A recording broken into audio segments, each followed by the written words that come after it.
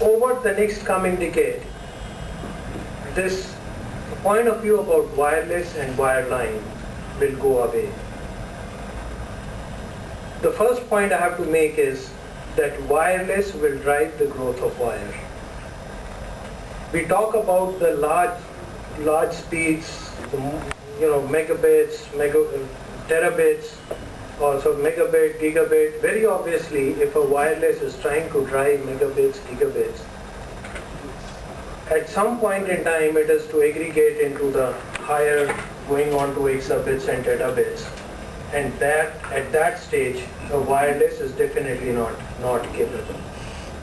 So first, we must acknowledge that more and more speeds on wireless will drive the growth of wire.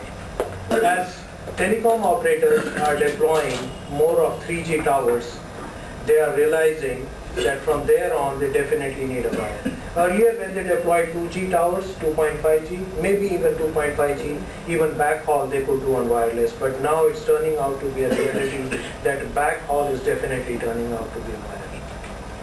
Conversely, wire would need wireless. Given the right business model, there would be certain percentage which would be FTTH, and there would be other options also, of course, for the last quarter mile, so to say, not the last mile. For the last quarter mile, one could look at DSL. Cable operators will play a very important role because they do own that very important asset called the wire. They have an entry into the house, so Ethernet over cable will play an important role. But unlicensed band Wi-Fi, it may become more robust, more strengthened. That will turn out to be the key choice for the last quarter mile. Because user would still want the flexibility of moving around within a limited area. At that point in time, Wi-Fi would play an important role. And just a couple of months back, the point of inflection was crossed. For the first time in history, more than 50% of the devices became Wi-Fi connected. This percentage is bound to grow. There would be other methods, 3G, LTE, WiMAX, definitely that would be there. But Wi-Fi connectivity would turn out to be optional form of connectivity. So 2 points in summary here: wireless will drive the growth of wire, and conversely, wire for its growth will definitely need to depend upon an unlicensed band of wireless.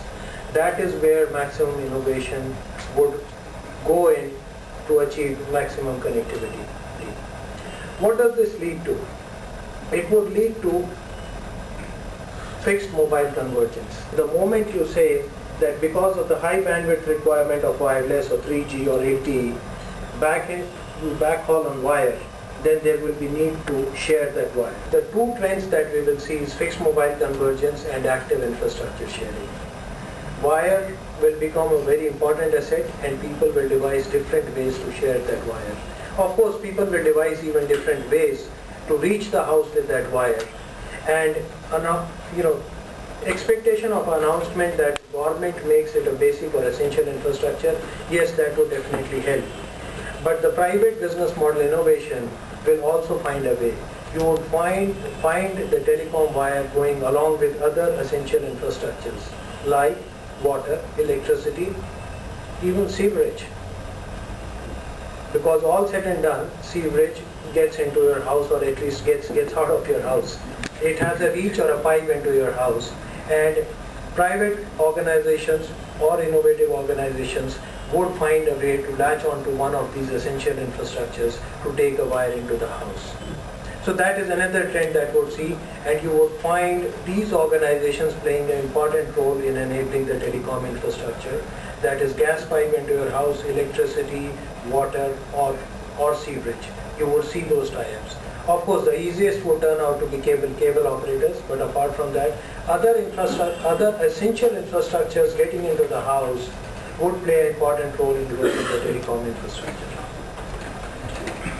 Coming to the inclusive growth part of it, for long we've been struggling to find that low-cost PC. My belief is we don't need that low-cost PC because the low-cost TV already exists. The TV penetration is already 100 million plus. More importantly, the reach of that 100 million plus TVs is 700 million plus. Because TV as a shared device, the impact and reach is far more. And with two-way video communication, what will happen is that this TV as a medium would turn as a step one as a better entertainment device, because suddenly all the TV that we are used to, there would be interactivity available, but it's still a tool to play with. It doesn't increase productivity. So what would happen? TV would transform into an information device. A trend that I definitely foresee for a country like India is that there could be, and in fact I'm confident there would be video portals. There would be information that would be available in audio-visual form. There would be information that would be available in video form, and people would use TV as a medium to access that information. There would be power available at the press of a button rather than keying in multiple texts, because that's more natural. Everybody, even in the remotest rural areas, does know how to navigate through various options on a TV. They may not know how to use computer. So if you make information available in that audio-visual form, people will easily access it over the TV. That's a definite change that will happen in India. TV would become a very important medium of information.